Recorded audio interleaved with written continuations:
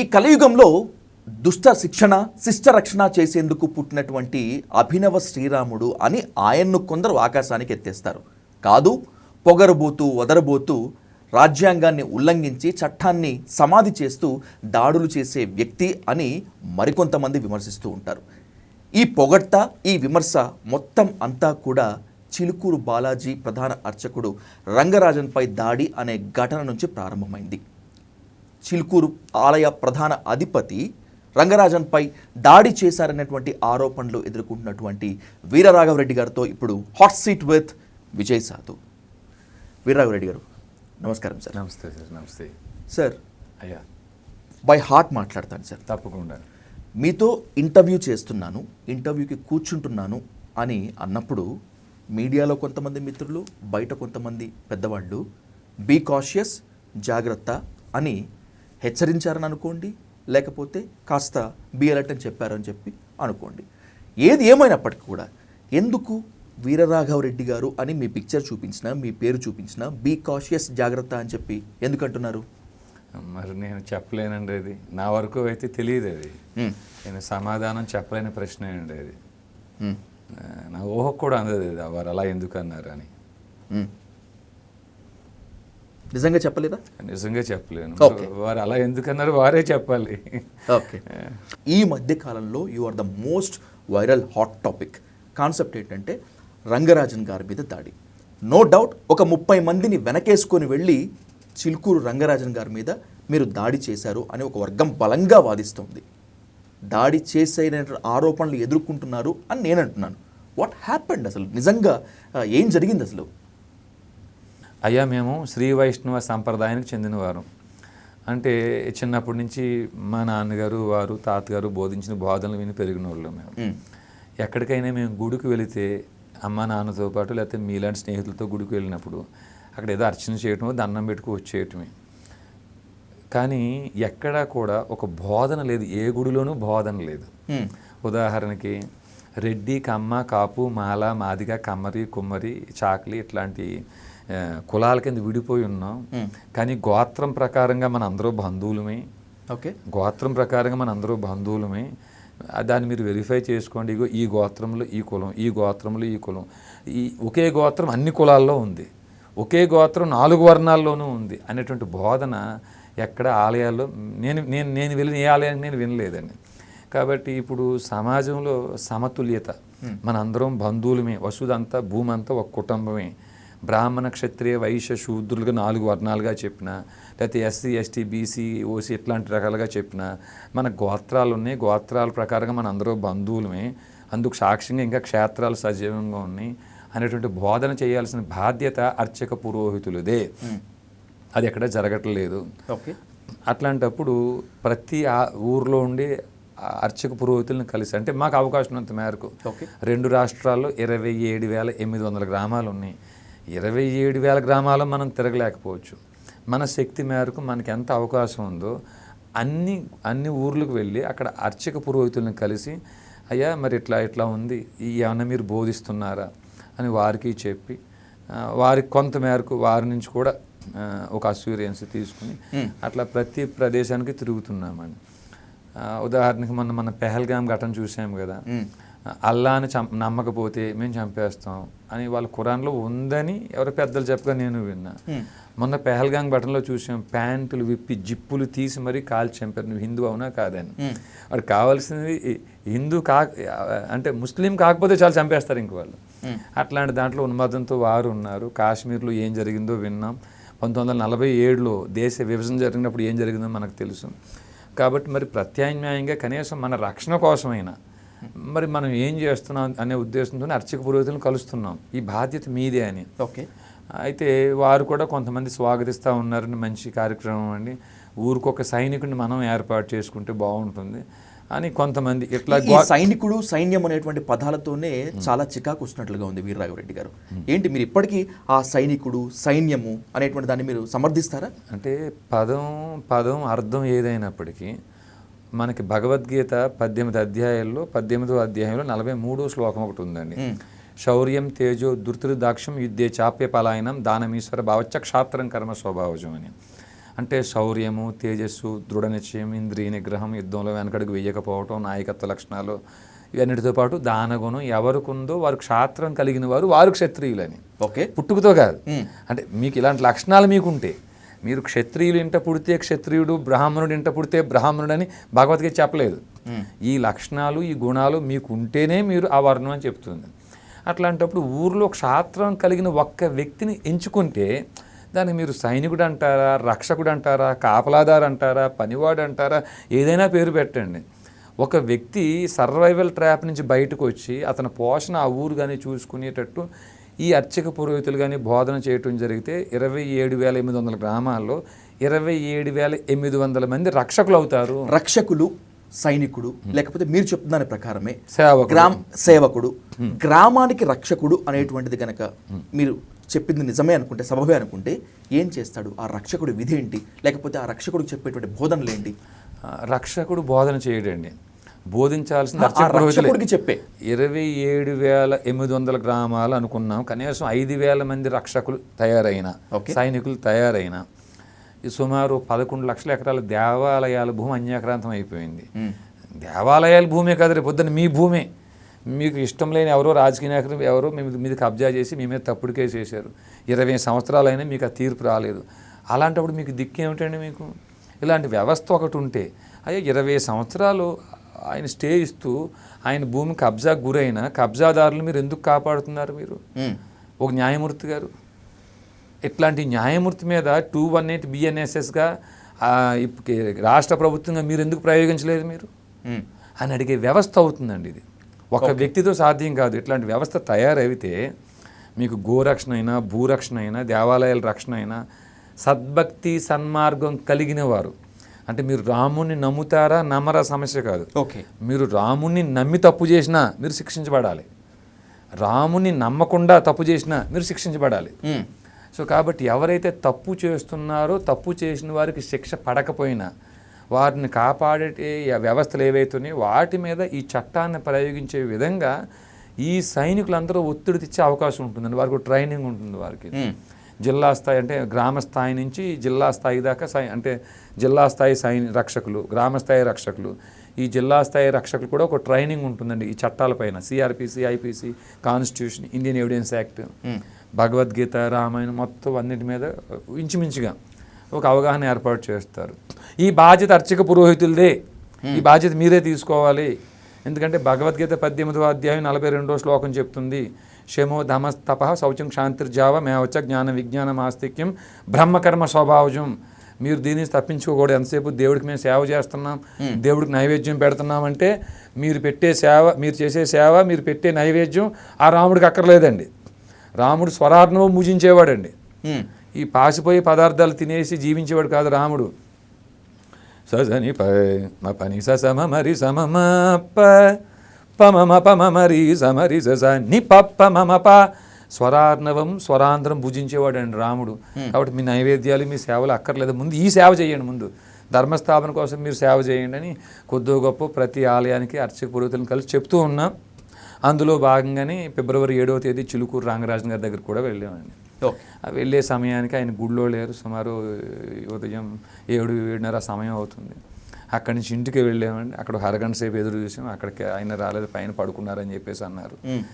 అరగంట ఆగిన తర్వాత మరి మేము 20 మంది పైన ఉన్నాం కదా, ఎంతసేపు ఎదురు చూస్తాము, ఊరికే ఆ పెద్ద ఆయన కలిసి 4 మాటలు చెప్పి వచ్చేద్దాం అన్న ఉద్దేశంతో మేము ఎదురు చూస్తూ ఒక 4 మెంబర్స్ పైకి వెళ్ళామండి. అక్కడ ఒక ప్రత్యేక గది ఏర్పాటు ఉంది. ఆ గదిలో ఈ లోపల రంగరాజన్ గారు ఉంటారని అనుకోలేదు. బయట కొన్ని శబ్దాలు విని మేము, అంటే ఒక అడుగు దూరం నుంచే మనకు ఆ కిటికీలు, ఆ తలుపులు దాటి వెళ్తున్నాం కదండి మనం. ఆ లోపల నుంచి శబ్దాలు వస్తున్నాయి. అది రంగరాజన్ గారని మేము అనుకోలేదు, ఆయన ఉంటారని అనుకోలేదు. ఏంటి ఆ శబ్దాలు? అంటే ఒక శృంగారం లోపల ఎవరో చేస్తున్నట్టు ఆ మూలుగులు అవి బయటకు వినిపిస్తున్నాయండి. Is that right? రైట్ అనే నేను చెప్తున్నాను స్వామి. ఒకటే మాట. ఎందుకంటే చాలా ఇంటర్వ్యూలో మీరు చెప్తున్నారు వీర్రాఘవరెడ్డి గారు, కాండోమ్ ప్యాకెట్స్ కనిపించాయి, దాన్ని మేమే పక్కకు పెట్టాము, తోసేసాము. ఒక ఇంటర్వ్యూలో మీరు చెప్పగా విన్నారు. కాండోమ్ ప్యాకెట్స్ ఉన్న మాట వాస్తవం. ఎక్కడ చూసారు మీరు ఆ కాండోమ్ ప్యాకెట్? గది లోపలండి. గది లోపల వాడి పడేసిన కాండోమ్ ప్యాకెట్, చింపేసినవి, తర్వాత మరి మేము తలుపులు గట్టిగా బలంగా తోసినప్పుడు రంగరాజన్ గారు వస్తున్నారు, డోర్ వైపు వస్తున్నారు. ఓకే. అప్పటికి ఆయన అర్ధనగ్నంగా ఉన్నారు, ఇద్దరు మహిళలు ఉన్నారు. అందులో ఒక ఆమె ఏమో పూర్తి నగ్నంగా, ఒక ఆవిడ అర్ధనగ్నంగా ఉన్నారు. ఈ డోర్ మేము తోస్తున్న శబ్దం గట్టిగా ఒక్కసారి ఇలా వచ్చేది కాదు డోర్ ఎట్లానో. ఈ తోస్తున్న శబ్దంలో ఆయన విని లేచి వస్తున్నప్పుడు ఆయన కాలుకి తగిలి ఏమన్నా అక్కడ ఉండేటువంటి మద్యం లాంటివి ఏమన్నా ఆ కింద తినే స్నాక్స్ లాంటివి ఒలిగిపోయి చల్లా చెదురైందో తెలియదు.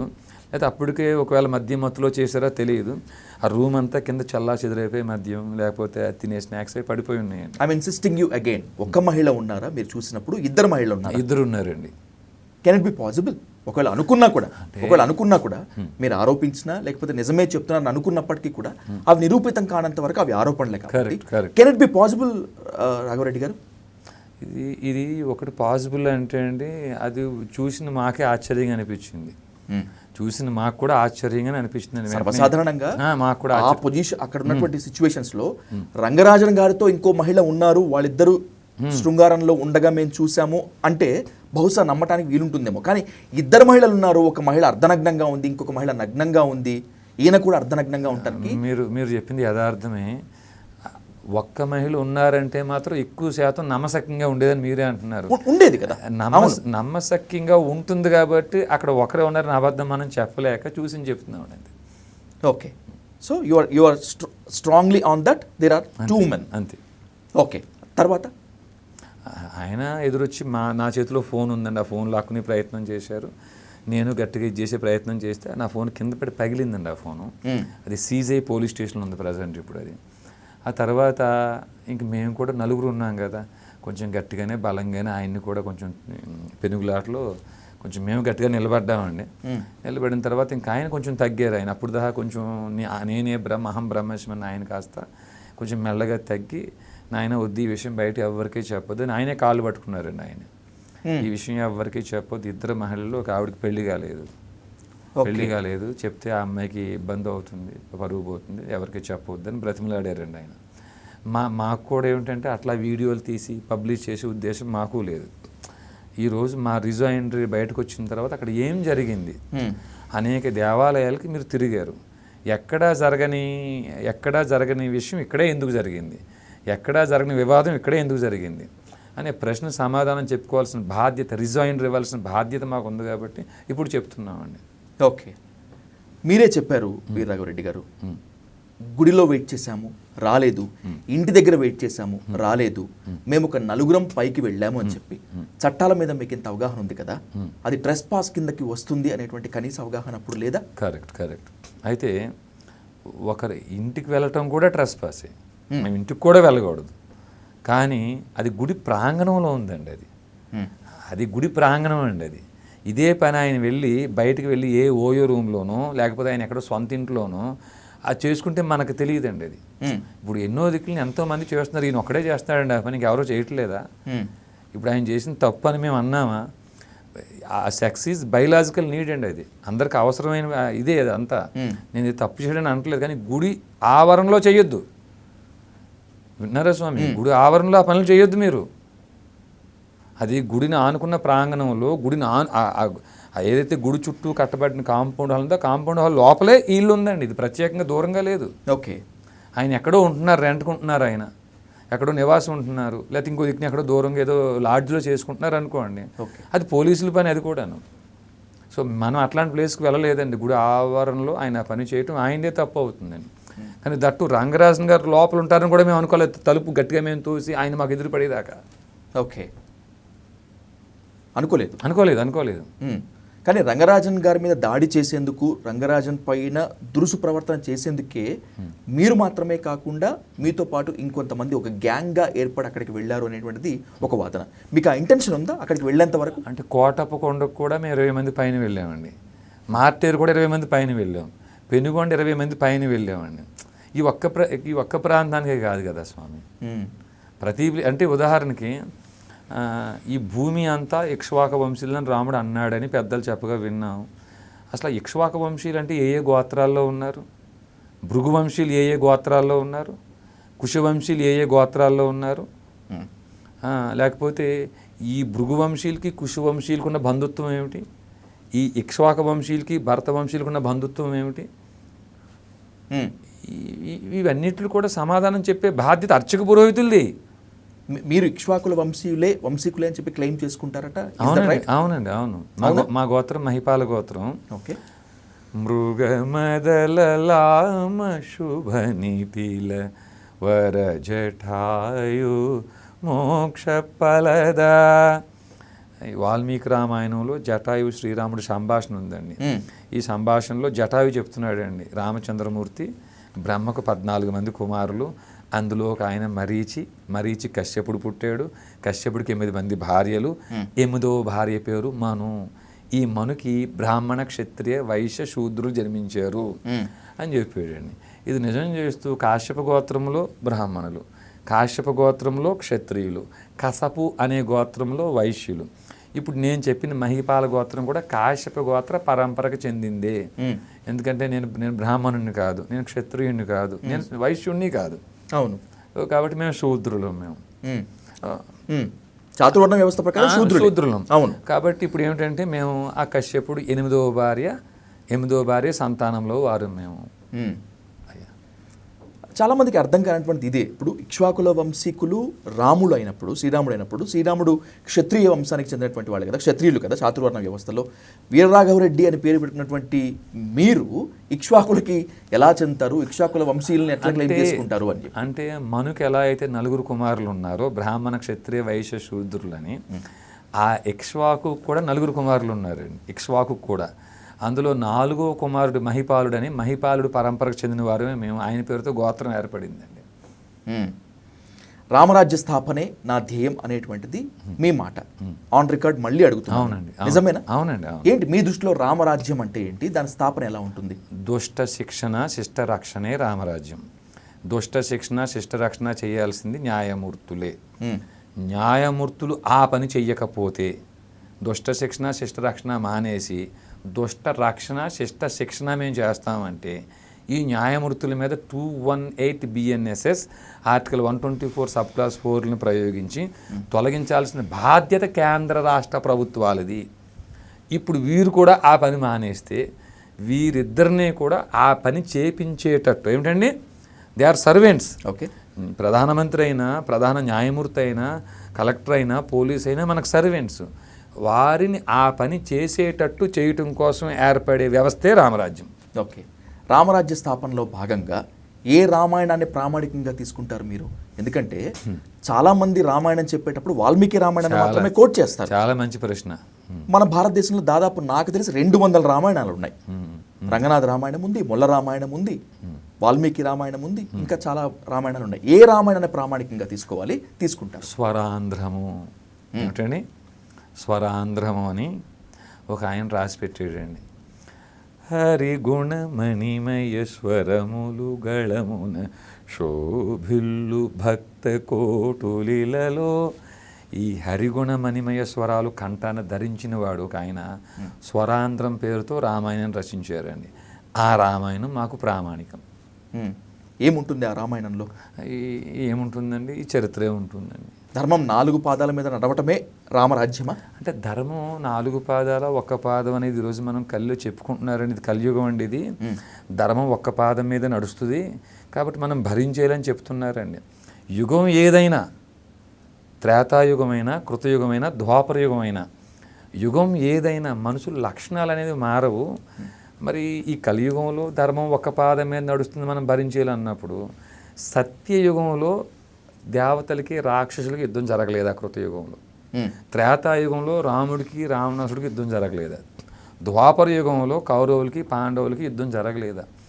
యుగం ఏదైనా మంచి వాళ్ళు చెడ్డవాళ్ళు ఉండటం సహజమే. కాబట్టి ఇప్పుడు మనం కోరేదల్లా ఒకటే, దుష్ట శిక్షణ శిష్ట రక్షణ. తప్పు చేసిన వాడు ఎంతటి వాడైనా, పెద్దవాడైనా చిన్నవాడైనా శిక్షించబడాలి.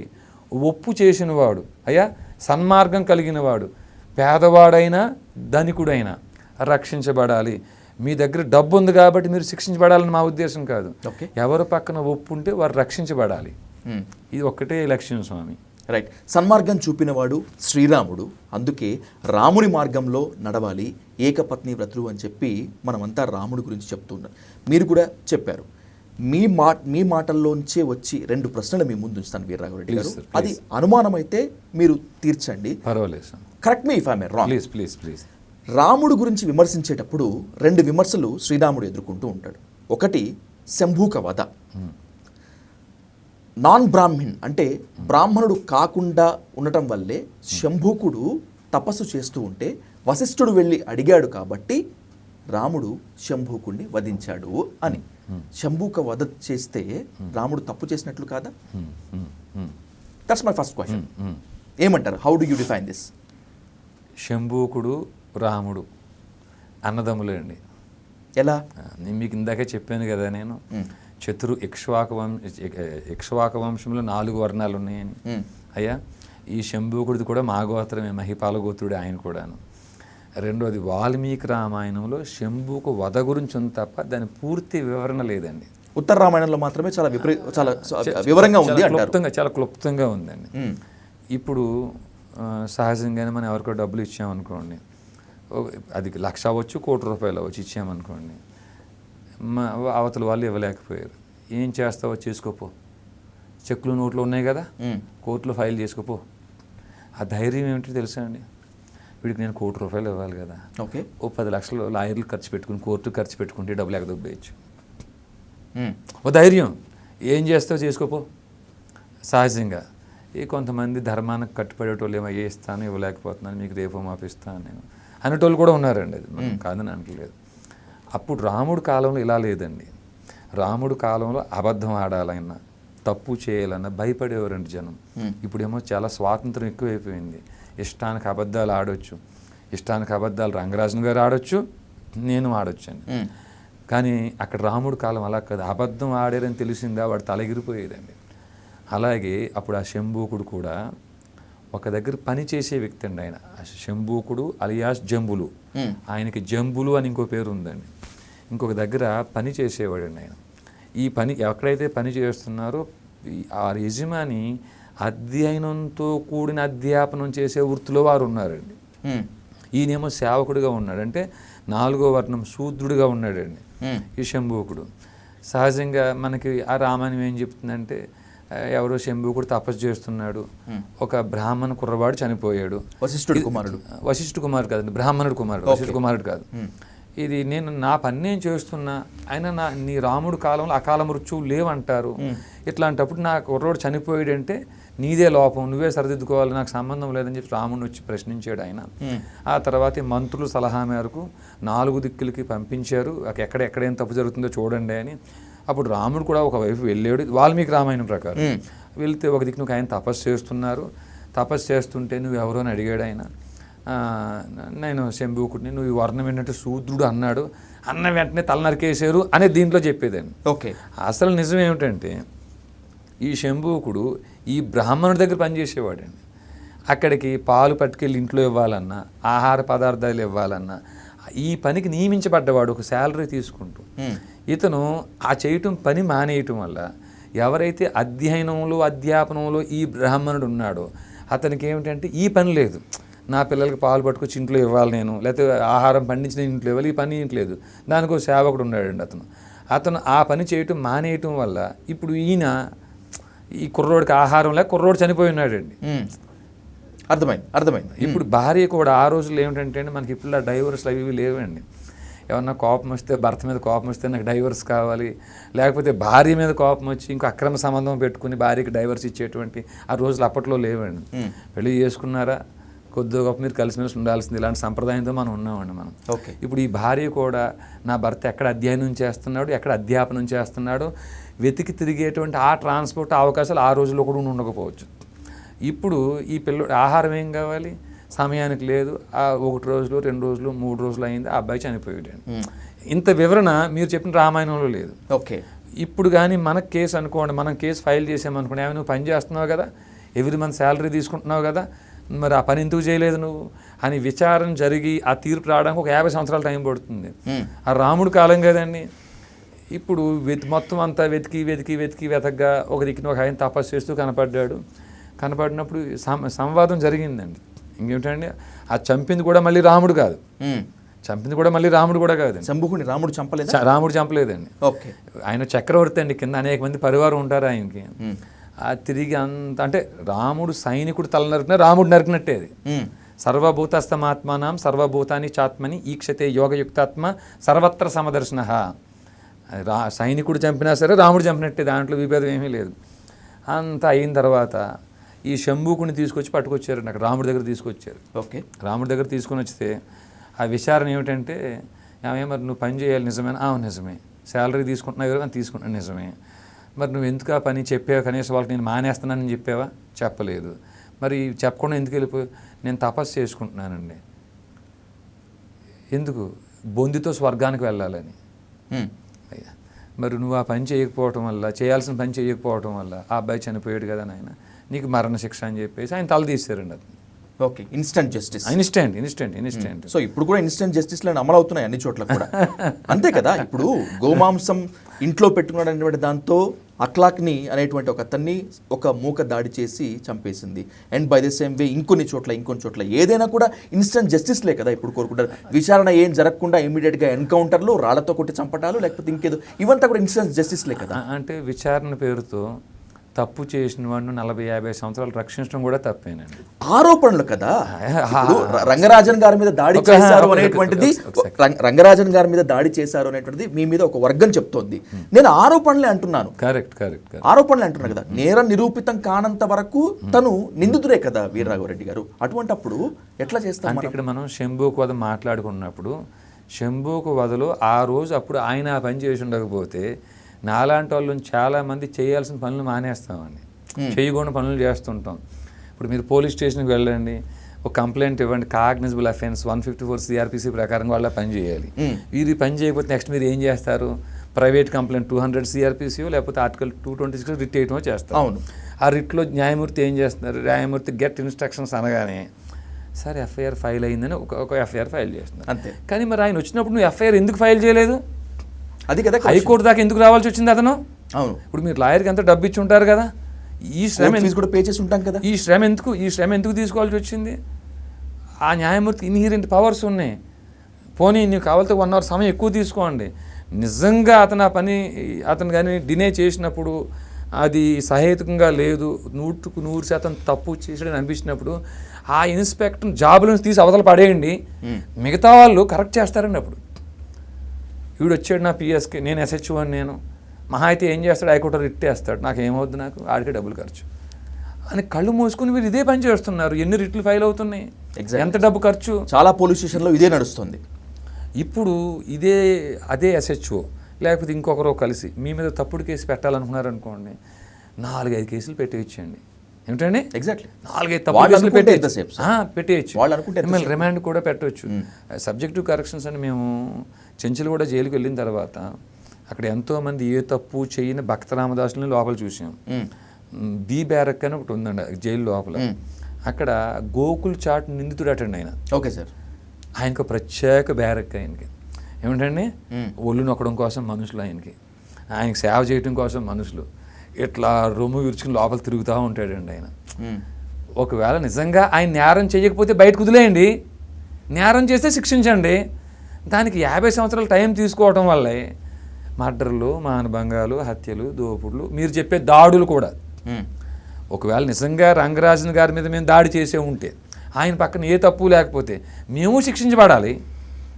విచారణ 10 సంవత్సరాలు వద్దని వాయిదా వద్దు, ఫాస్ట్ ట్రాక్ కోర్టు పెట్టండి, ఆయన్ని బోన్లోకి పిలిపించండి, నిజ నిర్ధారణ చెయ్యండి అనే కోరుకుంటున్నామండి. అది మాతో ఎవరైనా సరే.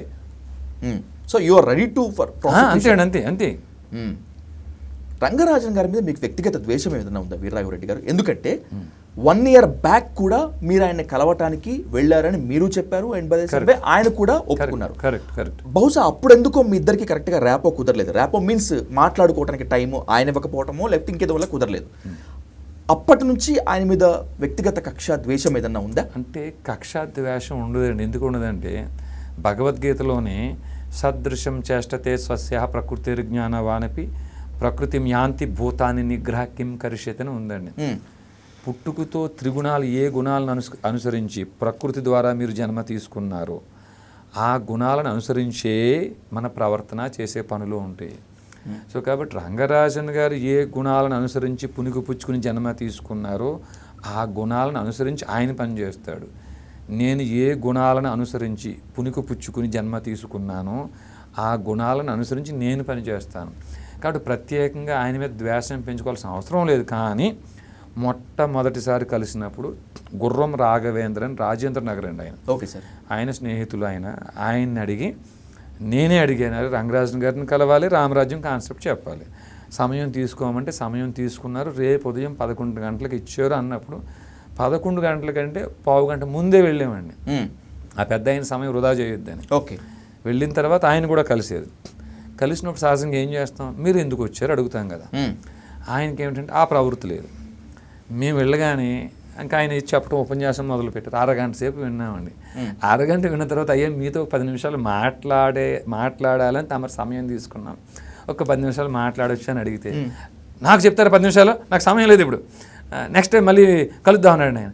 అయ్యో మీరు సమయం ఇచ్చారని రాఘవేంద్ర చెప్తే మేము వచ్చేవాడిని అంటే, రాఘవేంద్ర మీకు తప్పు చెప్పాడు, నేను చెప్పలేదు రాఘవేంద్ర అన్నాడండి ఆయన. సరే పర్వాలేదండి, ఈ బుక్ రామరాజ్యం అని చెప్పి PDF ఇచ్చాం, తమరు చదవండి, అవకాశం ఉన్నప్పుడు ఒక 4 రోజుల ముందు ఫోన్ చేయండి, మేము వచ్చి కలిసి వెళ్తాం అని వచ్చేసాం. అయిపోయింది అంతే. ఓకే. మాకు అక్కడితో అయిపోయింది. సంవత్సరం క్రితం ఒక నెల అటు ఇటు ఉండొచ్చు. Okay sir. బయటకు వచ్చాక గుర్రం రాఘవేంద్ర ఫోన్ తీసి, అన్న ఆయన 11కి టైం ఇస్తేనే మీకు చెప్పాను అన్న, చూడండి అన్న నేను అబద్ధం చెప్పలేదని బయటకు వచ్చాక చెప్పాడు. వాట్సాప్ కాన్వర్జేషన్ చూపించారండి. Okay sir. తర్వాత రెండోసారి రంగరాజన్ గారిని కలుద్దామని ఉద్దేశం మళ్ళీ నాకు లేదు. ఎవరైతే మా రామరాజ్యం టీం మెంబర్స్ మేము ప్రతి గుడికి తిరుగుతూ, అప్పుడు 1 year క్రితం వెళ్ళినప్పుడు ఏమో 5 members వెళ్ళాము. ప్రతి గుడికి తిరుగుతున్నాం కదా, మేము 20-30 members తిరుగుతున్నాం కదా. ఆ తిరుగుతున్నప్పుడు ఏమంటే చిలుకూరుకి ఎక్కువ మంది భక్తులు వస్తారు. రంగరాజన్ గారు లాంటి కాన్సెప్ట్ మనం చెప్పాలి, చెప్తే బాగుంటుందని మాకు నాగానపల్లి సాయినాథ్ గారు అని చెప్పేసి నిజామాబాద్లో ఉంటారండి, ఆయన పెట్టిన ప్రపోజల్ అండి ఇది.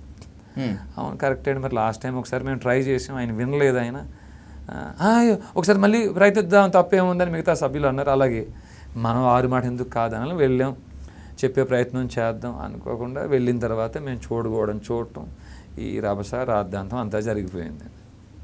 ఓ ఆడియో కాల్ వైరల్ అయింది, రంగరాజన్ గారు మాట్లాడుతున్నట్లుగా, వీర్రాఘవరెడ్డిని ఎక్కువ ఇబ్బంది పెట్టకండి, లేకపోతే వీర్రాఘవరెడ్డి ఎక్కువ ప్రెజర్ చేయకండి, కొన్ని వీడియోస్ ఉన్నాయి బయటకు వస్తాయి అని చెప్పి. ఆ కాల్ నేను ఎక్కడో విన్నాను వీర్రాఘవరెడ్డి గారు. Is that right? మీకు అది ఆడియో కాదండి, వీడియోనే. వీడియోనే. ఓకే. మీకు అది ఇస్తాను, ప్లే చేయండి. తప్పకుండా ప్లీజ్. అది 20 నిమిషాలు ఉందండి. KDR అని రంగరాజన్ గారు శిష్యులండి ఆయన.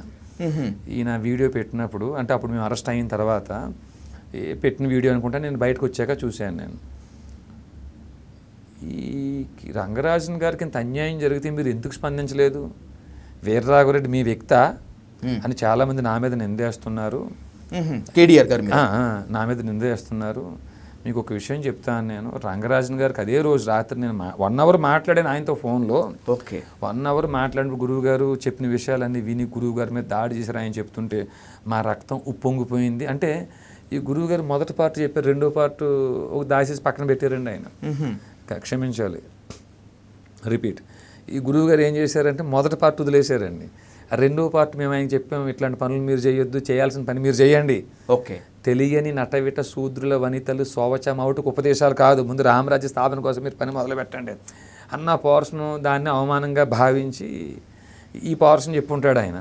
సో దానికి ఈయన ఏంటంటే మాకు రక్తం ఉప్పొంగిపోయింది నాకు, కాబట్టి గురువుగారు మేము వెంటనే స్పందించి వీడియో పెట్టమంటారా అని అన్నాను నేను. అంటే వెంటనే స్పందించి ఇప్పుడు వీడియో పెట్టమంటారని అదే రోజు రాత్రి అన్నాను నేను. అంటే వద్దు నాయన మీరు స్పందించొద్దు, వీడియోలు పెట్టొద్దు, వారి దగ్గర నా వీడియోలు ఉన్నాయి, అవి బయటకు వస్తే అసహ్యం అయిపోతాను, నేను తలెత్తుకోలేను, మీరు ఏమన్నా నాకు చెయ్యాలనుకుంటే ఆ వీడియోలు బయటికి రాకుండా చూడండి అని ప్రాధేయపడ్డారు. నేను చెప్పిన ఈ కాన్వర్సేషన్లో ఎక్కడ ఏమున్నప్పటికీ ఈ చివరి మాట మాత్రం అండర్లైన్ చేసుకోండి. ఓకే. ఆ వీడియోలు బయటకు రాకుండా చూడండి అని ప్రాధేయపడ్డారు అని ఆయన అన్నాడండి. ఆయన అయితే నేను బయటకు వచ్చాక నేను అనుకున్నా, ఓకే, ఈ పోలీసులు మమ్మల్ని అరెస్ట్ చేసిన సమయంలో మా ఫోన్ల మీదే మొత్తం వారి దృష్టి అండి, మా ఫోన్ల కోసం వెతికారండి వాళ్ళు. కాబట్టి ఓహో రంగరాజన్ గారు ఇన్స్ట్రక్షన్స్ ఇదన్నమాట, ముందు మా ఫోన్లోనే వీడియోలు కావాలి వారికి. అంటే బహుశా ఆ రోజే ఆయన కాలు పట్టుకు బ్రతిమలాడారు, ఇది ఎవరికీ చెప్పొద్దు, అందులోకి ఇద్దరిలో ఒక అమ్మాయికి కళ్యాణం పెళ్లి కాలేదు, ఇబ్బంది అవుతుందని చాలా స్పష్టంగా కాళ్ళు పట్టుకు బ్రతిమలాడాడండి ఆయన. నేను అనుకున్న ఆయన స్పష్టమైన ఇన్స్ట్రక్షన్స్ ఇచ్చారు ఆయన శిష్యులకి, పోలీసులకి. మిమ్మల్ని అరెస్ట్ చేసిన తర్వాత ఆ ఫోన్లన్నీ సీజ్ చేసేసారా? 15 ఫోన్లు సీజ్ అయినాయండి, నా ఫోన్తో సహా. ఆయన మీద దాడి చేశారు అని చెప్తున్నటువంటి దాంట్లో దళితులు కూడా ఉన్నారా మీ సైన్యంలో? అంటే దళితులు అనే పదం మరి నాకు తెలియదు, కానీ మా దాంట్లో చతుర్వర్ణాల వారు ఉన్నామండి. ఓకే. ఎందుకంటే ఆదిత్య పరాశుర్రి అని చెప్పేటువంటి ఒక వ్యక్తిని ఆయన భుజాల మీద ఎక్కించుకొని చిలుకూరులో ఆలయ ప్రవేశం చేయించారు కదా ఓ దళితుణ్ణి. అలాంటి వ్యక్తి మీద దళితుల్ని తీసుకువెళ్ళి మీరు దాడి చేయించారు, ఇది కూడా ఒక స్ట్రాటజీలో భాగమే అనేటువంటి ఒక వాదన ఉంది. So that's what I insisted అనమాట మిమ్మల్ని. ఏమంటే నా వీడియోలు మీరు చూడండి, 2020 నుంచి యూట్యూబ్లో దొరుకుతాయండి. ఎక్కడ కూడా చతుర్వర్ణాల వారు ఒక తల్లి పిల్లలు, బ్రాహ్మణ, క్షత్రియ, వైశ్య, శూద్రులు మన అందరూ బంధువులమే. రెడ్డిల్లో పైడిపాల గోత్రం ఉంది పోతంశెట్టి ఇంటి పేరుతో, కమ్మల్లో పైడిపాల గోత్రం ఉంది కంబంపాటి ఇంటి పేరుతో, కాపుల్లో పైడిపాల గోత్రం ఉంది పాటంశెట్టి ఇంటి పేరుతో, మంగల్లో పైడిపాల గోత్రం ఉంది పసుపులేటి ఇంటి పేరుతో, బ్రాహ్మణుల్లో కాశ్యప గోత్రం ఉంది, క్షత్రియుల్లో కాశ్యప గోత్రం ఉంది, వైశ్యుల్లో కసపు గోత్రం ఉంది, శూద్రుల్లో కాశ్యప గోత్రం ఉంది. అంటే మాలామాదులు కూడా కాశ్యప గోత్రం ఉంది. మనందరం బంధువులమే అని చెప్పినాను నేను. కానీ బయట మాత్రం అలాగే లేదుగా. చాతుర్వర్ణాల తర్వాత శూద్రుల తర్వాత పంచముడు వచ్చింది. దాని తర్వాత ఈ కులం వాళ్ళని ఈ కులం వాళ్ళు ముట్టుకోకూడదు, ఈ కులం వాళ్ళని చాలా జాగ్రత్తగా దూరంగా పెట్టాలి అనేటువంటి ఉన్నాయి. మనం లేదంటే అది పొరపాటే. ఉదాహరణ మొన్న ఈ మధ్య నేను చూశాను, ఇళయరాజా గారిని ఒక గుడిలోకి రానివ్వలేదు. అవును. అయితే దీన్ని ఆయన మీద కూడా బురద జల్లేశారండి. గర్భగుడిలోకి వెళుతుంటే అర్చకులు అడ్డుకున్నారు అని బురద జల్లేరు. గర్భగుడిలోకి వెళ్ళేటువంటి అవివేక్ కాదండి ఇళయరాజా గారు. ఆయన నాకు ఆయన వ్యక్తిగతంగా కూడా పరిచయం. నాకు ఆయన. అవునా? అవును, మీరు మ్యూజిక్ టీచర్ కదా వీరారెడ్డి గారు. నిజమేనా? నిజమేనండి. ఎన్ని సంవత్సరాలు నేర్చుకున్నారు మీరు? ఎందుకంటే ఇప్పుడు బాగా లయాత్మకంగా పాడుతున్నారు మీరు. మద్రాస్ మ్యూజిక్ అకాడమీలో టీటీసీ చేశానండి. గ్రేట్. పెడగోజిక్స్ రాసే ఉపాధ్యాయత. ఎగ్జామ్ కూడా తమిళ్లో రాశానండి. కస్దర్ కరపవే కట్టర్ పిన్నర్ కదర్ తగ ఇలాంటి తిరుప్పుగలు లాంటివి కూడా ఆ పెడగోజిక్స్ ఉపాధ్యాయత అంతా మేము తమిళ్లో రాశాను ఎగ్జామ్. నేను రాసి ఫస్ట్ క్లాస్లో పాస్ అయ్యాను నేను. సో కాబట్టి ఏదో కొంత పూర్తి స్థాయిలో కాకపోయినా కొంత అయితే జ్ఞానం ఉందండి. కొంత. ఓకే. గర్భగుడిలోకి వెళ్ళే ప్రయత్నం చేసి ఉంటారా ఇళయరాజా? అయ్యో, అంత అజ్ఞాని కాదండి ఆయన. ఆయన 12 స్వరస్థానాల మర్మం తెలిసినవాడు ఇళయరాజా. ఆయనతో సమానమైన బ్రాహ్మణుడు భూమి మీద ఉన్నాడండి. అంత జ్ఞాని అండి ఆయన. ఆయన పేరు ఎసే జ్ఞాని. ఆయన అంత అజ్ఞాని కాదండి ఆయన ఏమీ. కానీ బురద. ఓకే. మనం దాన్ని కప్పిపుచ్చుకోవడం కోసం ఆయన బురద వేస్తే అయిపోయాయి. మీ రామరాజ్య స్థాపన ఎలా ఉంటుంది, ఎలా ఉండాలని కోరుకుంటారు? ఒకవేళ స్థాపన అయితే రాజ్యాంగబద్ధమైన రామరాజ్యం ఇప్పటికే అమల్లో ఉంది అనేటువంటిది న్యాయమూర్తులు, రాజకీయ నేతలు, ఈ సమాజంలో పెద్దవాళ్ళు చెప్తూ ఉంటారు. అయినా కూడా రామరాజ్యం స్థాపించాలి అని చెప్పి కొంతమంది వాళ్ళలో కూడా వాదిస్తూ ఉంటారు. మీరు దానికి భిన్నంగా ఉన్నారు కదా. ఏంటి రామరాజ్యం మీరు స్థాపించదలుచుకుంటే ఎలా ఉంటుంది? అది ఒకటే చెప్పాం కదా స్వామి, ఇది ఒక్కరితో సాధ్యమైపోయేది కాదు. ప్రతి ఊరికి ఒక్క క్షాత్రం కలిగిన వాడు వస్తే, అంటే స్వామి వివేకానంద ఎప్పుడో చెప్పారు, ఒక 100 మంది శక్తివంతమైన యువత నా వెంట ఉంటే దేశాన్ని మారుస్తానని. ఆయనకే ఆ 100 మందికి దొరకలేదు. మీకు ఊరికి ఒక్కరు దొరుకుతారా? ఇది హాస్యం కదని కూడా అడగొచ్చాను. కానీ ఊర్లో ఉండే అర్చక పురోహితులు దృష్టి పెట్టి వారిలో కానీ బ్రాహ్మణ లక్షణాలు ఉంటే 18వ అధ్యాయం 42వ శ్లోకంలో పేర్కొనబడినటువంటి శము ధమస్తప శౌచం శాంతిర్జావమేవచ జ్ఞాన విజ్ఞానం ఆస్తిక్యం బ్రహ్మ కర్మ స్వభావం, ఈ లక్షణాలు మీకుంటే మీరే బ్రాహ్మణులు. ఈ లక్షణాలు వారికి ఉంటే క్షాత్రం కలిగిన వారిని ఉంటే ఎవరైనా బ్రాహ్మణులే. కానీ ఉపనయనం చేసి వేదాలు చదివితే బ్రాహ్మణులు అంటారు. దీనికి సంబంధించి ఒక ఋగ్వేదంలో ఒక శ్లోకం చెప్పగా విన్నాను వీరరాఘవరెడ్డి గారు. జగత్ సర్వం దైవాధీనం తదైవం మంత్రాధీనం తన్మంత్రం బ్రాహ్మణాధీనం బ్రాహ్మణో మమ దేవతః అని. ఇప్పుడు కాదా వీళ్ళు కాదా బ్రాహ్మణుడు? కానీ బ్రాహ్మణుడు అంటే ఏమిటి? భగవద్గీత చెప్తుందండి. ఓకే. బ్రాహ్మణుడు అంటే ఏమిటి? భగవద్గీత చెప్తుంది. శమో ధమస్ తప శౌచం క్షాంతిర్జావమేవచ జ్ఞానం విజ్ఞానం ఆస్తిక్యం బ్రహ్మకర్మ స్వభావం. ఇవి ఎవరికుంటే వారు బ్రాహ్మణులు. ఆ బ్రాహ్మణుడు అదేనోలో మంత్రం ఉంటుంది. ఆ బ్రాహ్మణుని గౌరవించాలి. నేను సిగరెట్లు కాలుస్తా, మందు తాగుతా, వ్యభిచారం చేస్తా, పనికిమాలిన పనులు చేస్తాను నేను అని చెప్పంటే వాడు బ్రాహ్మణుడు ఎలా అవుతాడండి? కోరికల్ని నియంత్రించుకోలేని వాడు బ్రాహ్మణుడు ఎలా అవుతాడు? వారికి ప్రత్యేకంగా ఇవన్నీ ఎందుకు నియమాలన్నీ పెట్టించారండి ఇవన్నీ. ఓకే. కాబట్టి ఏమిటంటే బ్రాహ్మణుడు అంటే డెఫినేషన్ భగవద్గీతలో ఉంది. ఇక్కడే చిన్న ఇబ్బంది వచ్చిందండి. 77 ఐపీసీ నేను మంచి నమ్మకంతో గుడ్ ఫెయిత్తో ఒక న్యాయమూర్తిగా తప్పుడు తీర్పిచ్చినా అది నేరం కాదు అని 77 ఐపీసీ చెప్తుందండి. కానీ 52 ఐపీసీ ఏం చెప్తుంది? గుడ్ ఫెయిత్ అంటే ఏమిటో చెప్తుంది. Nothing is set to be done or believed which acts done or believed in good faith without due care and attention అని చెప్తుంది. సరైన జాగ్రత్తలు తీసుకోకుండా కళ్ళు మూసుకుని తీర్పు ఇచ్చేస్తే అది గుడ్ ఫెయిత్ కిందకి రాదు అని చెప్తుంది. ఇది కూడా అంతే. బ్రాహ్మణుడికి అంత గౌరవం ఇచ్చాం ఆ వేదాల్లో.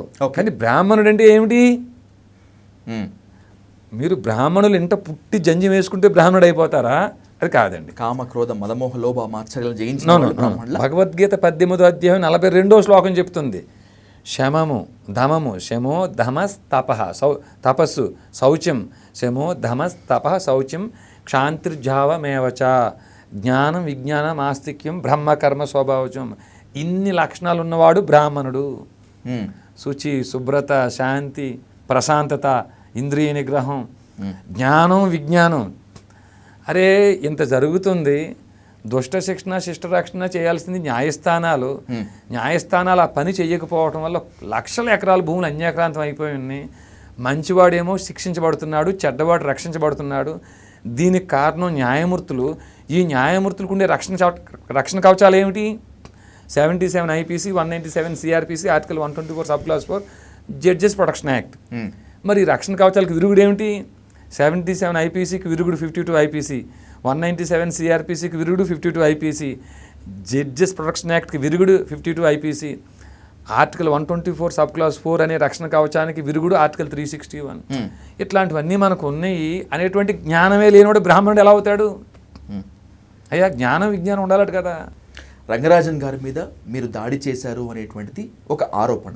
దాడి చేశారా లేదా, ఇప్పుడు నిందితుడిగా ఉన్న మీరు రేపు దోషిగా మారతారా, నిర్దోషిగా విడుదలవుతారా అనేటువంటి గురుతర బాధ్యత న్యాయస్థానం తెలుస్తుంది. మీడియా కాదు, ఇక్కడ ఉన్నటువంటి నేను కాదు. కానీ Veeraraghava Reddy garu, let's conclude with one important question. Veeraraghava Reddy garu, what is your main target? మీ ఫ్యూచర్ ప్లాన్ ఏంటి? ఇప్పుడు దాకా మనం చెప్పుకునేదే మహాత్మా, ఏదో రోజు మనం శరీరం వదిలిపెట్టి వెళ్ళిపోతాం. నయనం చిందంతి శస్త్రాన్ని నయనం దహతి పావక నచైనం క్లేదయంతి అపో నశోషేతి మారుత. ఈ శరీరం ఏమిటంటే నశించిపోయేది, కానీ ఆత్మ నశించదు. మనం మళ్ళీ మళ్ళీ వస్తానే ఉంటాం. వాసాంశ జీర్ణాన్ని యథావిహాయ. కాబట్టి ఇప్పుడు ఈ శరీరంతో ఉన్న కాసేపు అయ్యా ధర్మస్థాపన కోసం మన వంతుగా మనం ఏమి చేయగలం అన్న ఉద్దేశంతో మేము చూసినప్పుడు ధర్మస్థాపన చేయాల్సింది న్యాయమూర్తులే. వారు ఆ పని చేయకపోతే వారిని శిక్షించే బాధ్యత కేంద్ర రాష్ట్ర ప్రభుత్వాలే. ఈ రెండు ఈ పని మానేస్తే వారు యజమానుల హోదాలో ఎవరికండి? ఇటు న్యాయ వ్యవస్థకి, ఇటు ఈ ప్రభుత్వాలకి ఏమంటారు, కేంద్ర రాష్ట్ర ప్రభుత్వాలకి మనమే యజమానులు. ఆ హోదాలో వారిని ప్రశ్నించి సరైన గాడిలో పెట్టేటువంటి బాధ్యత తీసుకోవటమే ఇప్పుడుండే లక్ష్యం. Swami, you are the torch bearer అని కొంతమంది అంటున్నారు Veeraraghava Reddy garu. No, he's a religious extremist అని చెప్పి మరి కొంతమంది వాదిస్తున్నారు. మీరు టార్చ్ బేరర్ అయినా రిలీజియస్ ఎక్స్ట్రీమిస్ట్ అయినా కూడా మిమ్మల్ని ఎలా తీసుకోవాలో ప్రజలకు తెలుసు. నా వరకు అయితే ఆన్ రికార్డ్ చెప్తున్నాను, చట్టాలపైన, రాజ్యాంగం పైన మీ స్థాయిలో పూర్తి అవగాహన కలిగి కేంద్ర రాష్ట్ర ప్రభుత్వాలు తప్పు చేసినప్పుడు, తాము నిర్వర్తించాల్సినటువంటి విధుల నుంచి పక్కకి తప్పుకున్నప్పుడు, ప్రజాస్వామ్యంలో ప్రభువులుగా ఉండేటువంటి ప్రజలు గల్లా పట్టుకొని క్వశ్చన్ చేయడానికి మీలాగా మీ బాటలో ఏది ఆ చట్టాలపైన, రాజ్యాంగం పైన అవగాహన పెంచుకునేటువంటి బాటలో ముందుకు వెళ్ళాలని మనస్ఫూర్తిగా కోరుకుంటూ, రాబోయే రోజుల్లో మళ్ళీ కూర్చుందాం. చాలా చర్చించాల్సింది మీతోటి, సమయాభావం వల్ల ఇప్పుడు కుదించాల్సి వస్తుంది. Thank you so much Veeraraghava Reddy. Thankful to you sir. I'm thankful to you. Thank you sir.